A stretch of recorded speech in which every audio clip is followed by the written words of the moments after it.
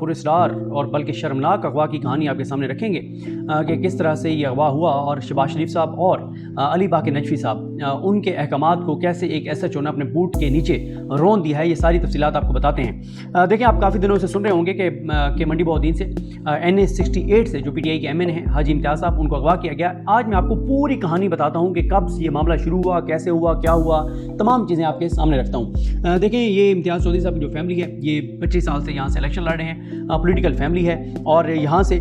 जो इनके भाई हैं इम्तियाज़ चौधरी साहब के, एजाज चौधरी साहब, वो आज़ाद जीते थे 2013 में, फिर वो मुस्लिम लीग नून में शामिल हो गए और फिर उन्होंने 2014 में मुस्लिम लीग नून छोड़ी और तहरीक इंसाफ में शामिल हो गए थे। उसके बाद 2018 में इम्तियाज़ चौधरी साहब जो हैं वो 2018 में PTI से MNA बने। 2024 में भी ये इलेक्शन लड़े और 2024 में जो ये इलेक्शन लड़े, इनका वोट तो बहुत ज़्यादा था लेकिन उससे कम करके, और फिर भी ये इनके वोट में देख लेता हूँ कि इनके वोट जो है वो कितने थे, 1,66,000 वोट थे, बहुत ज़्यादा धांधली और कम करने के बावजूद। ये पाकिस्तान में हाईएस्ट वोट लेने वाले जो 3 MNAs हैं उनमें से एक हैं। फिर क्या होता है कि जनाब ये इन्होंने सुन्नी ताकत कौंसिल ज्वाइन कर ली इमरान खान साहब के हुक्म के मुताबिक। उसके बाद सुप्रीम कोर्ट का फैसला आता है और ये उन 41 MNAs में थे जिनको आज़ाद डिक्लेयर किया गया और कहा गया कि वो सर्टिफिकेट दें कि वो किस जमात से हैं। इन्होंने सर्टिफिकेट दिया और इन्होंने कहा जी मैं PTI से हूँ, और PTI का इन्होंने बयान हल्फी दे दिया कि मैं PTI से हूँ। और उसके बाद इनको बहुत ज़्यादा इनके ऊपर दबाव था और इनको कहा गया कि आप PTI में शामिल ना हों और आप आज़ाद रहें, आप बेशक नून लीग में ना जाएं, पीपल्स पार्टी में ना जाएं, IPP में ना जाएं, लेकिन आप आज़ाद रहें। लेकिन उन्होंने ये बात नहीं मानी। उसके बाद इनको पता था कि चीज़ें ठीक नहीं हैं, ये पंजाब में नहीं जा रहे थे, पंजाब के दूध में नहीं जा रहे थे और ये किसी महफूज मकाम पर थे। लेकिन इनकी जो वालदा हैं उनकी एज है 93 ईयर, वो बीमार हैं और इनकी वालदा ने इनको कॉल पे नाराज़गी का इजहार किया और उन्होंने मिलने की ख्वाहिश का इजहार किया। तो ये अपनी वालदा से मिलने के लिए जो है वो मंडी बहुद्दीन अपने गाँव चले गए। जब ये गाँव गए तो क्योंकि इन्होंने तो अपने मोबाइल वगैरह कहीं और रखे हुए थे, लेकिन इन्हें ये अंदाज़ा नहीं था कि किस हद तक इस वक्त चीज़ें हैं। और इनकी वालदा जो हैं उनका मोबाइल, जिस मोबाइल से इनकी वालदा अपने बेटों से बात करती थी, उस मोबाइल को रिकॉर्ड किया जा रहा था। क्योंकि आपको पता ही है कि अब तो एक नोटिफिकेशन भी कर दिया गया है और रिकॉर्डिंग के हवाले से, और पूरा यानी कि कौमी सलामती के लिए ख़तरा थी। वो माँ जो 93 साल उम्र की अपने बेटों से बात कर रही थी, तो वो उस माँ का मोबाइल रिकॉर्ड करना बहुत ज़रूरी था क्योंकि वो बहुत बड़ी दहशतगर्दी कर सकती थी वो माँ। इसलिए उस 93 साल बीमार माँ का जो मोबाइल नंबर जिससे वो अपने बेटों से बात करती थी उसको रिकॉर्ड किया जा रहा था। और वहाँ से पता चल गया कि जनाब इम्तियाज़ चौधरी साहब जो है वो अपनी वालदा की अयादत करने, अपनी वालदा से मिलने, अपनी वालदा की ख्वाहिश पर उनकी ज़ियारत करने के लिए आ रहे हैं। तो फिर क्या किया गया कि वहाँ पे नाकल, मतलब वहाँ पे पूरा एक जाल बिछाया गया और बहुत सी गाड़ियाँ थी। और जब ये गांव में दाखिल हुए तो इनकी गाड़ी को टक्कर मारी गई और वहाँ से इनको अगवा कर लिया गया। लेकिन वहाँ से कुछ CCTV फुटेजेस आ गई, गांव में कैमरे कुछ लगे हुए थे कि कौन सी गाड़ियाँ हैं, क्या चीज़ें हैं। तो फिर उसके बाद ये तो होता है कि इनको 24 जुलाई को अगवा किया गया था चक नंबर 16 से, और 25 को इनको एंटी करप्शन ने कहा कि हमने इनको गिरफ्तार किया है। 3 लाख रुपए की करप्शन के इनके ऊपर इल्ज़ाम है। और उसके बाद इनको गुजरांवाला में जो एंटी करप्शन की अदालत के जज हैं उनके सामने पेश कर दिया गया। अच्छा, जज साहब का नाम माशाल्लाह आप सुने, कितना खूबसूरत नाम है, सिफातुल्लाह। और अब आप इनकी सिफात देखिएगा, सिफातुल्लाह साहब की, इनके अपने अंदर क्या सिफात हैं माशाल्लाह, कितने बड़े जज हैं। मतलब ये ताहिर अब्बास सिपरा साहब जो आजकल रिमांड देते रहे हैं, रऊफ हसन साहब वगैरह का, अहमद जजुआ का, ये उनसे भी बड़े जज हैं। और अब अगर आलमी अदालत इंसाफ में पाकिस्तान से कोई जज आलमी अदालत इंसाफ को लेना पड़ा तो उनके लिए ये फैसला करना मुश्किल होगा कि ताहिर अब्बास सिपरा साहब को लेना है आलमी अदालत इंसाफ ने, या उन्होंने ये सिफातुल्लाह साहब जो हैं इनको लेना है। और भी बहुत से जजेस हैं, उनके भी नाम आपको साथ साथ बताते जाएंगे। बड़ी कंपटीशन बहुत ज़्यादा होगा कि पाकिस्तान से किस अजीम जज को आलमी अदालत इंसाफ में दुनिया के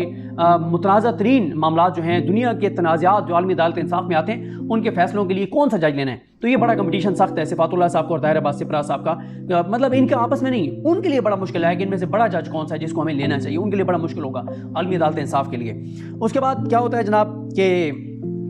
इनको पता ही नहीं था कि इनको पेश किया जा रहा है। वहाँ पेश किया गया, वकील ने देख लिया, हलचल मची, वकील पहुँच गए, उन्होंने बड़ा एतराज़ किया। उन्होंने कहा जनाब आप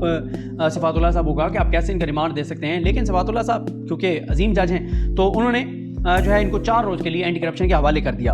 और जो है इनको ले गए एंटी करप्शन वाले। और उसके बाद इनको 25 को इनका जो है वो रिमांड दिया गया और 25 को 4 दिन का रिमांड दिया गया कि 29 जुलाई को इनको दोबारा पेश किया जाए। 29 को इनको पेश किया गया तो जज साहब ने फ़ौरन ही 2 रोज़ का मज़ीद रिमांड दे दिया, अजीम जज सिफातुल्लाह साहब ने। तो उसके बाद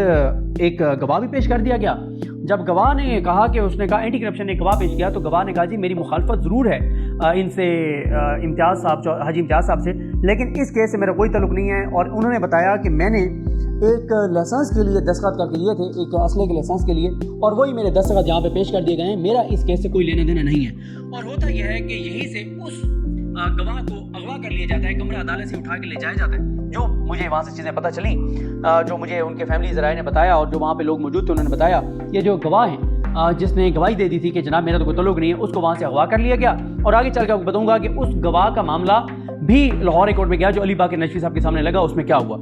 اس کے بعد کیونکہ ساری گیم الٹ گئی جب گواہ نے کہہ دیا کہ میرے سے کوئی لینا دینا نہیں ہے, لیکن جج صاحب نے کہا کہ کیونکہ میں ریمانڈ دے چکا ہوں تو آپ ان کو آپ 31 جولائی کو میرے سامنے پیش کریں. اور انہوں نے بڑی یہ وہ جناب اگر نہ انہوں نے ثبوت پیش کیے تو اس دن میں مقدمے سے ڈسچارج کر دوں گا. اور اس کے بعد کیا ہوتا ہے کہ 29 کو ہی پی ٹی آئی والے جاتے ہیں اسپیکر ایاز صادق کے پاس اور چابی والے کھلونے کے پاس. اسے بھی کہتے ہیں کہ جی ان کے جو پروڈکشن آرڈر ہیں وہ آپ جاری کر دیں. تو اسپیکر صاحب نے کہا چلیں جی وہ جاری کرتے ہیں. اچھا, مجھے ان کی فیملی سے یہ پتہ چلا ہے امتیاز چودھری صاحب کی کہ جاوید چودھری صاحب نے جھوٹ بولا, غلط بیانی کی, اور جیسے وہ من گھڑت کہانیاں بیان کرتے ہیں چابی والے کھلونے ہیں بڑے جاوید چودھری صاحب, تو اس جاوید چودھری چابی والے کھلونے نے کچھ جھوٹ بولا ہے, غلط بیانی کی ہے. اور بتانے والوں نے تو سخت الفاظ استعمال کیے, انہوں نے کہا جاوید چودھری نے بکواس کی ہے, لیکن میں اس بکواس کو حذف کر رہا ہوں. میں صرف اتنا کہوں گا کہ غلط بیانی کی جاوید چودھری صاحب نے. من گھڑت وہ جو سٹوریز بنائی کرتے ہیں جو ان کو بھیجی جاتی ہیں, اس پہ انہوں نے کہا جی وہ حاجی امتیاز صاحب خود روپوش ہیں اور فلان ٹھنگ یہ وہ سارا کچھ, لیکن جھوٹ ثابت ہوا جاوید چودھری صاحب کا جب اینٹی کرپشن نے ان کو پیش کر دیا اور بتایا کہ ہماری تحویل میں. اس کے بعد کیا ہوتا ہے کہ جناب اب ان کو 31 کو پیش کرنا تھا جج صاحب کے سامنے, اور بڑا واضح تھا کہ مقدمے سے ڈسچارج ہو جائیں گے. اور اس دن ان کی فیملی کا یہ تھا کہ انہوں نے وکلا بڑی تعداد میں پیش کرنے تھے وہاں پہ, تاکہ جج صاحب جو ہے حاجی صاحب تو نہیں ہے ویسے, شاید حاجی صاحب بہت صفات اللہ صاحب, تو یہ نہ ہو کہ دوبارہ وہ ریمانڈ دے دیں تو دباؤ بڑھانے کے لیے بڑا پلان تھا کہ وکلا شکلا پیش ہوں گے. اس کے بعد 30 کی رات کو وقوع ایک بنایا گیا. وقوع یہ بنایا گیا جناب کہ رات 2 بجے ان کو تفتیش کے لیے لے جایا جا رہا تھا گجرات. تو شادیوال سے جو ہے وہ 3 گاڑیوں میں 12 لوگ آئے اور پولیس کی گاڑیوں پہ فائرنگ کی. یعنی رات 2 بجے ان کو تفتیش کے لیے لے جایا جا رہا تھا. آپ اندازہ لگائیں اینٹی کرپشن کی تفتیش کے لیے رات 2 بجے گاڑیوں پر فائرنگ ہوئی اور ٹائم بلسٹ ہو گیا, اور اس سرکاری گاڑی پہ خود پولیس نے فائرنگ کی, واقعہ بنایا, اور اپنی جو آپ کے میرے ہم سب کے جو پاکستان کے غریب لوگوں کے ٹیکس کے پیسوں سے یہ جو پولیس کی گاڑیاں ہیں اس کے اوپر خود پولیس نے فائرنگ کر کے اور وہ سارا قصہ بنایا اور کہانی بنائی اور تصویر بنا لی گئی. اور وہ امتیاز چودھری صاحب جن کے اغوا کے حوالے سے ٹی وی چینلز ایک ٹکر تک نہیں چلا رہے تھے, کوئی بیان ذکر نہیں کر رہے تھے, وہ خبر یہ والی کہ جناب وہ امتیاز چودھری صاحب کے کچھ لوگ آئے اور پولیس پہ انہوں نے حملہ کیا, فائرنگ کی, اور کوئی پولیس والا ویسے زخمی نہیں ہوا, کوئی شہید نہیں ہوا, کسی کو کچھ نہیں ہوا اور خراش بھی نہیں آئی. اور وہ پولیس کی اور جو پرلی پارٹی ہے جو اغوا کرنے آئے ہیں, ان کے اغوانی ان سے چھڑوانے آئے ہیں امتیاز چودھری صاحب کے دوست یا ان کے بندے, ان میں سے کسی کو خراش نہیں آئی. اور وہ بڑے آرام سے جیسے مکھن سے بال نکالتے ہیں ایسے وہ حاجی امتیاز صاحب کو پولیس سے بازیاب کروا کے, نہیں بازیاب تو نہیں کہیں گے, مطلب پولیس سے وہ ان کو چھڑوا کے لے گئے. اور یہ خبر جیو سمیت تمام چینلز نمبر 1 ہیڈ لائنز پہ چلاتے ہیں. چابی والے کھلونے یہ ٹی وی چینلز جو یہ بھی جو مالکان ہیں جو ان کا مکروہ کردار ہے, یہ بھی یاد رہے گا تاریخ میں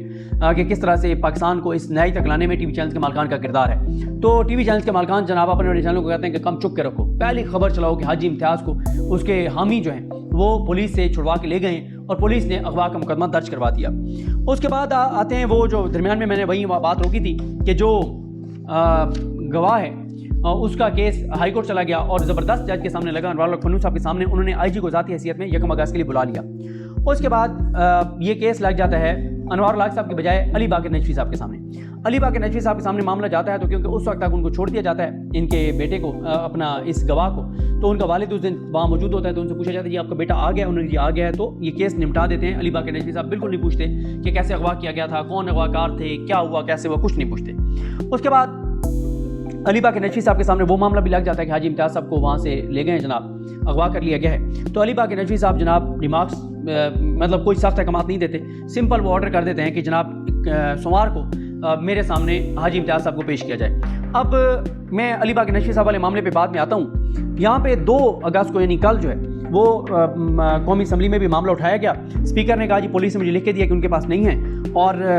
ساتھ ہی یہ معاملہ ویسے جو زیادہ اس پہ دباؤ ڈالنے والے تھے پی ٹی آئی میں سے وہ جمشید دستی صاحب, اور مجھے پتہ چلا ہے کہ جنید اکبر صاحب, انہوں نے بہت زیادہ دباؤ ڈالا کہ ہمیں انف از انف, ہمیں اگریسو ہونا ہوگا حاجی امتیاز صاحب کے لیے.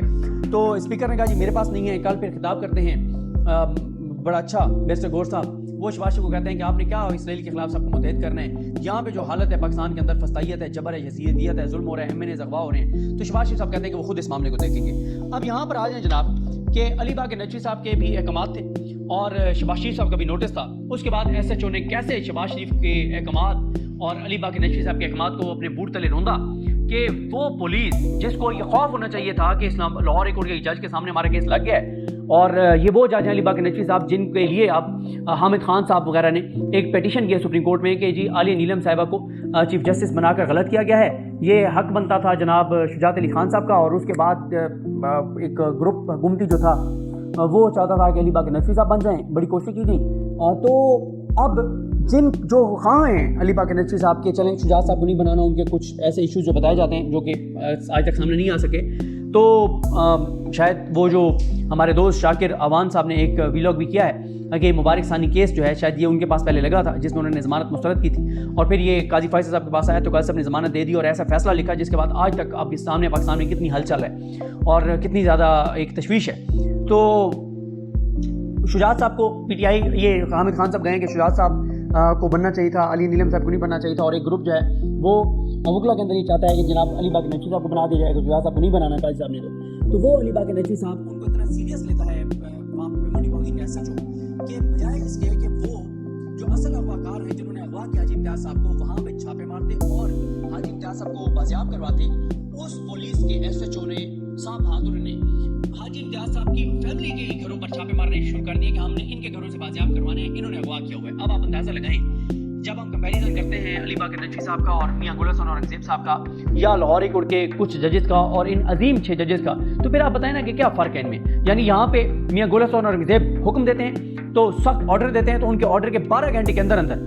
حکومت کو تھرتھلی مچ جاتی ہے، حکومت سرنڈر کر دیتی ہے اور شہباز گل کے بھائی کو کئی ماہ بعد چھوڑ دیتی ہے اور ان کو گھر پہنچا دیا جاتا ہے۔ اور دوسری طرف جو علی باغ نقوی صاحب ہیں وہ آرڈر دیتے ہیں اور ان کے آرڈر پہ پولیس جو ہے وہ بجائے اس کے کہ اصل اغواکاروں کے ٹھکانوں پہ چھاپے مارتی، وہ پولیس حاجی امتیاز کی فیملی کے گھروں پہ جا کے چھاپے مارنے شروع کر دیتی ہے۔ تو یہ فرق ہے علی باغ نقوی صاحب کا اور یہ فرق ہے اسلام آباد کورٹ کے 6 عظیم ججز کا، یہ فرق ہے علی باغ نقوی صاحب کا اور یہ فرق ہے شاہد کریم صاحب کا، یہ فرق ہے علی باغ نقوی صاحب کا اور یہ فرق ہے انور الحق پنو صاحب کا، یہ فرق ہے علی باغ نقوی صاحب کا اور نصیر جاوید گلال صاحب کا، جن کے فیصلے پہ جو ہے وہ پھر پنجاب کی کوئی پولیس جو ہے وہ اغوا نہیں کر سکی صنم جاوید کو۔ تو یہ دیکھنا ہوگا علی باغ نقوی صاحب کو، جن کو جو خواہ ہیں کہ ان کو چیف جسٹس ہونا چاہیے لاہور ہائی کورٹ کا، کہ ان کو اتنا سیریس لیتی ہے پنجاب پولیس، کتنا سیریس لیتی ہے پنجاب پولیس کہ ان کے احکامات پہ بجائے اصل اغواکاروں کے ٹھکانوں پہ جانے کے پولیس جو مغوی ہے ان کی فیملی کے گھروں پہ چھاپے مار رہی ہے۔ تو یہ جناب حالات ہیں، یہ صورتحال ہیں اور یہ ہے ان کے اغوا کی پوری کہانی کب کیا ہوا میں نے آپ کے سامنے رکھا ہے۔ اب دیکھتے ہیں جی سوموار کو کیا ہوتا ہے، اور عمران خان صاحب نے جیل میں بتایا گیا کہ انہوں نے کہا حاجی امتیاز کے لیے بھرپور احتجاج کریں، اور ساتھ ہی مجھے حیرانگی ہے کہ ابھی تک سپریم کورٹ یہ معاملہ کیوں نہیں لے کر گئی PTI، کیونکہ سپریم کورٹ کے 12 جولائی والے فیصلے کی وجہ سے انہوں نے سرٹیفکیٹ دیا اور ان کے ساتھ ان کو اغوا کیا گیا، ابھی تک PTI اس معاملے کو سپریم کورٹ نہیں لے کے گئی، میری سمجھ سے بالا تر ہے کیوں نہیں لے کے گئی۔ اور لیکن یہ ضرور ہے کہ حاجی امتیاز صاحب کی فیملی جو ہے وہ عبدالشکور